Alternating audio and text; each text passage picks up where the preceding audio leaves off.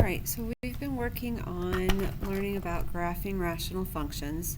So this is actually the second video to the 8.3 section. So as just a quick reminder, when we go to find asymptotes of rational functions, to find the vertical asymptotes, you are going to put the denominator equal to 0 and solve. Okay. For horizontal asymptotes, you are looking for the degree, and then you are comparing the degree of the numerator and the denominator to determine if you have a horizontal asymptote. So if the degree of the numerator is less than the degree of the denominator, then you're going to have y equals 0 is your horizontal asymptote. If the degree of the numerator and the denominator are the same, then you will have a horizontal asymptote. Y equals the ratio of your leading coefficients. Okay, and then if the degree of the numerator is larger than the degree of the denominator, then you have no horizontal asymptote. Okay, so those are the guidelines we're going to keep in mind, and we're going to graph a couple more of these today.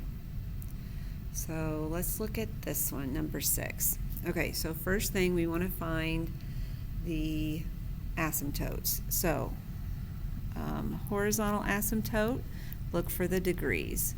So degree of the numerator is 2. The degree of the denominator is also 2. Okay, so then when I'm comparing the degrees of the numerator to the denominator, they are equal. So I'm going to go ratio of the leading coefficients. So my leading coefficient for the numerator is 3. My leading coefficient for the denominator is 1. So 3 over 1. So y equals 3 is my horizontal asymptote. Okay, now I'm going to look at the denominator, x squared minus 1, put that equal to 0, and solve. And here I can square root both sides. It is a quadratic, so you know that you are looking for two solutions.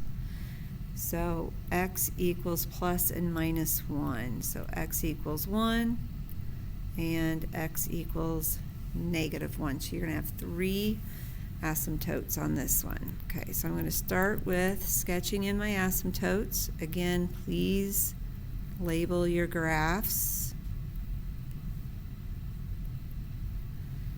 Okay, x is 1, and then x is negative 1. Okay. So now we're going to go, you can plot points by hand, of course, but we've been sorry, I think I touched the pause button when I was moving my Chromebook around. Okay, so you can use your calculator, which is what we've been doing, or you can always graph the points by hand. So my calculator, go to y equals. I am going to do 3 x squared, go to the denominator, x squared minus 1, oops, yep, no, I'm good. Okay, and then graph. Okay, so that's what my graph looks like, and that does make sense. You've got 2 vertical asymptotes, which means you're going to have something over here to the left of that asymptote. You're going to have something going on here in the middle in between those 2 asymptotes, and then something going on over here at the right. So having those 3 sections of my graph does make sense. So I'm just going to find a couple of points. Again, you don't have to plot a lot of points, but do try to be accurate with what you graph. So I am in trace mode right now, so I have the point 0, 0. Let's type in 1 and see what we get. Oh, oops, Okay, remember 1 is where your vertical asymptote is. So this little middle section is kind of squished in between +1 and -1. So I'm going to need to look for a fraction. So maybe I'll do 1/2, and 1/2 is -1. -1/2 is also -1. So at 1/2, I'm down at -1, -1/2. Okay, so again, we know what the shape is. We're going to follow our asymptotes, and so there's my graph. Okay, now let's go to the right. So I need to jump over. So I'm in trace. Let's go 2, okay, because you know there's an asymptote at 1, and at 2 we have 4. Oops, sorry. So at 2 is 4, so that's kind of that middle section. If I do 3, I get 27/8. 3, 27/8. So that's 3 and 3/8, so just under 3.5. One you might consider doing is something like 1.5. So if I do 1.5, I get 27/5. 1.5. 27/5. So that is 5 2/5. Okay, so the reason I'm suggesting a 1.5 here, your asymptote's at 1. At 2, I have 4, but you can see that's not very high up. So if I go 1.5, and that's 5 2/5, that does show me how that, how my graph is kind of coming down from above, and now it's going this way. So at 3, I'm at 3 3/8. So there's that. Okay, this graph you will notice is symmetric.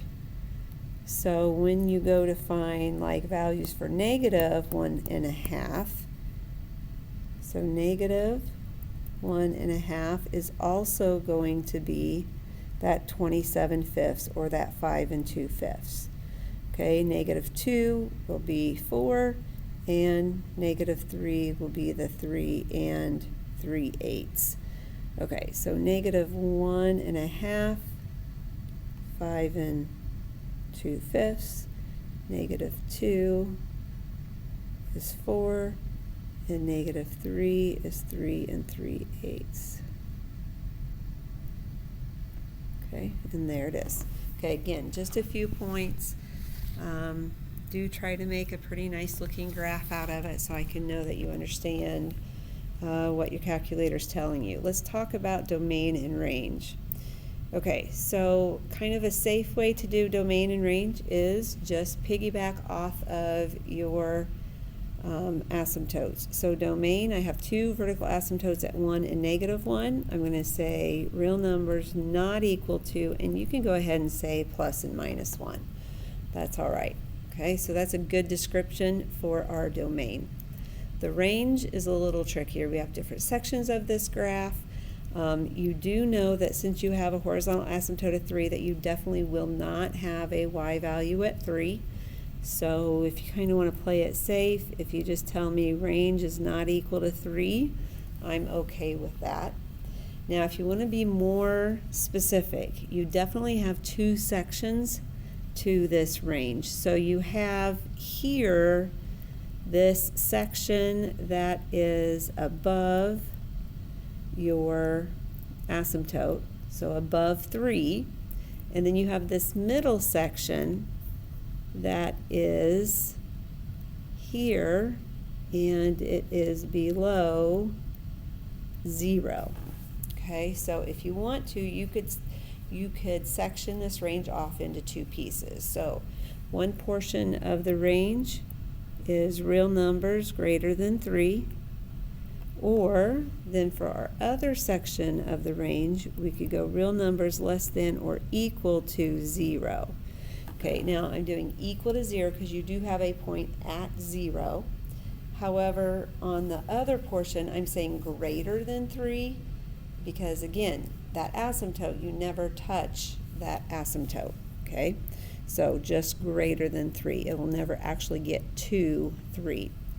Another way you could say this same thing in what's called interval notation is you could do this. You could say everything below 0. So you are going from negative infinity up to 0 and bracket, because I can include 0. I actually do have a point on 0. And then union from 3 to positive infinity. So that tells you values greater than 3. Okay, let's do one more graph. Okay, let's go through one more graph. How about we'll try this one? We'll jump to number 8 here. Okay, so first thing we want is, let's find our asymptotes. Okay, so horizontal, oops, sorry about that. Horizontal, degree in the numerator is 2, degree in the denominator is 1. Okay, numerator is greater than denominator. So if I need to go back, numerator is greater than denominator, go back to your chart.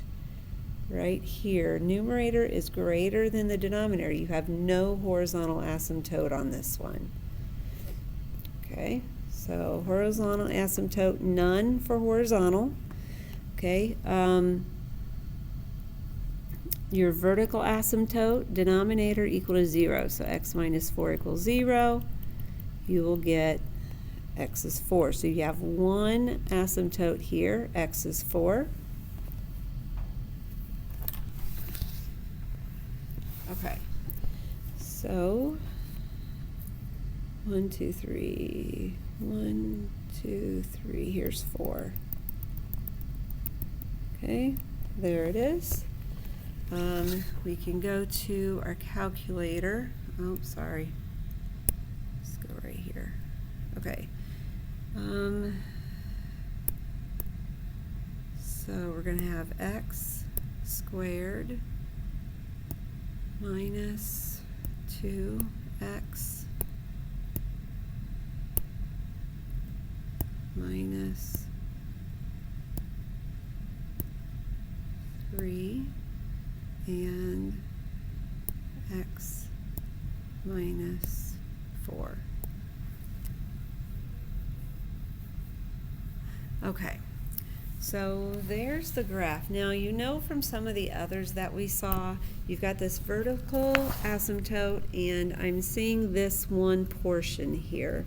So let's do trace. I've got 0 is at 3/4. 0's 3/4. Let's see what 1 is. 1 is 4/3. 2 is 3/2. And what's 3? 3 is at 0. Okay, so let's go ahead and jot these down. 3, 0, 2 3/2, that's 1 1/2. 1 4/3, 0 3/4. Okay, so it kind of comes, you can of course find more points if you like, but that kind of gets us the general shape. All right, now you know from other graphs that we've done, I got a vertical asymptote, I have a portion on the left. I need to be looking for a portion of my graph on the right, but in this window I'm not seeing it. So you may need to adjust your window. I'm going to go to second, or no I don't, I just want window, go to window. So I want to see farther to the right, so I want to see, let's try if x is 20. So let's go back and graph, and you can see it's kind of scooted over. Okay, well I'm not really seeing anything yet, but I still kind of have this feeling that there's something over there. Let's see if I can see up higher. So go back to window, we're going to increase your Y max. So let's go 20 on the Y max and try that. And there it is. Okay, so now that I can see up a little bit higher, now I see I have this other portion to my graph over here to the right. So 3 is where, or 4 is where my vertical asymptote is. If I do trace, oh okay, So it jumped there for me at 5.